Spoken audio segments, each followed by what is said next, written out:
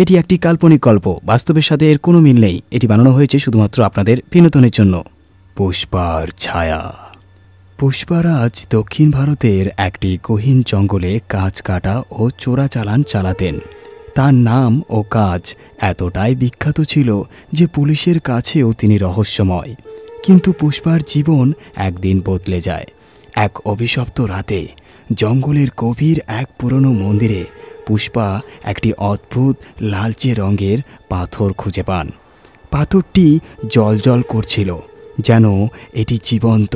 মন্দিরের পুরোহিত তাকে সতর্ক করেন, এই পাথর অভিশপ্ত, এটি যার কাছে থাকবে তার জীবন হবে ছায়াময়।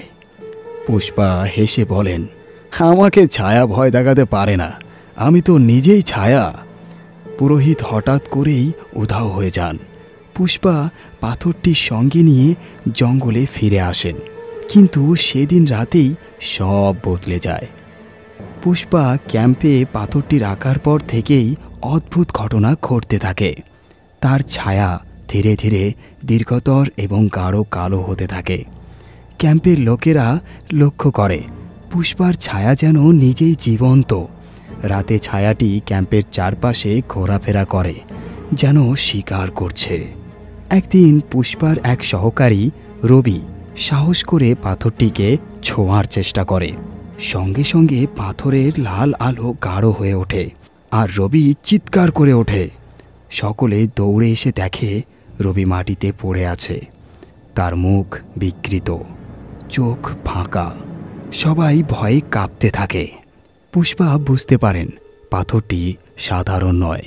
তিনি পাথরটি জঙ্গলে ফেলে আসার চেষ্টাও করেন, কিন্তু যতবারই তিনি এটি ফেলে দেন এটি আবার তার ক্যাম্পে ফিরে আসে। রাতে পুষ্পার ঘুমে ভয়াবহ স্বপ্ন দেখা দিতে থাকে।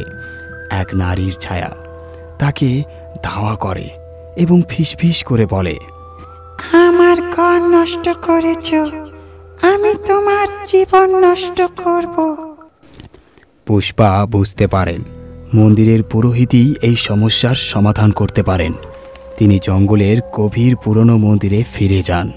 সেখানে আবার পুরোহিত উপস্থিত হন। পুরোহিত বলেন, এই পাথর দেবীর, এটি অপবিত্র হলে এর অভিশাপ কেউ সহ্য করতে পারে না।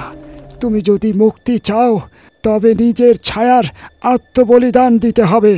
পুষ্পা প্রথমে দ্বিধায় পড়েন, কারণ তার শক্তি ও সাহস সব তার ছায়ার মতোই ভয়ঙ্কর।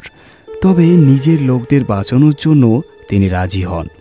পুরোহিত একটি বিশেষ মন্ত্র পড়েন এবং পুষ্পার ছায়া ধীরে ধীরে আলাদা হয়ে যায়। পুষ্পার ছায়া জীবন্ত রূপ নিয়ে তাকে আক্রমণ করে। একটি ভয়ঙ্কর লড়াই হয়।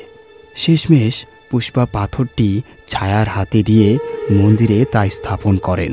পাথরটি আবার স্থির হয়ে যায় আর পুষ্পার ছায়া চিরতরে মন্দিরে বন্দী হয়ে যায়। পুষ্পা মন্দির থেকে বেরিয়ে আসেন, কিন্তু তার ছায়া আর কখনো ফিরে আসে না।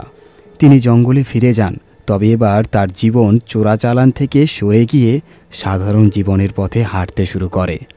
তবে মন্দির ও পাথরের কথা কাউকে আর কখনো বলে না।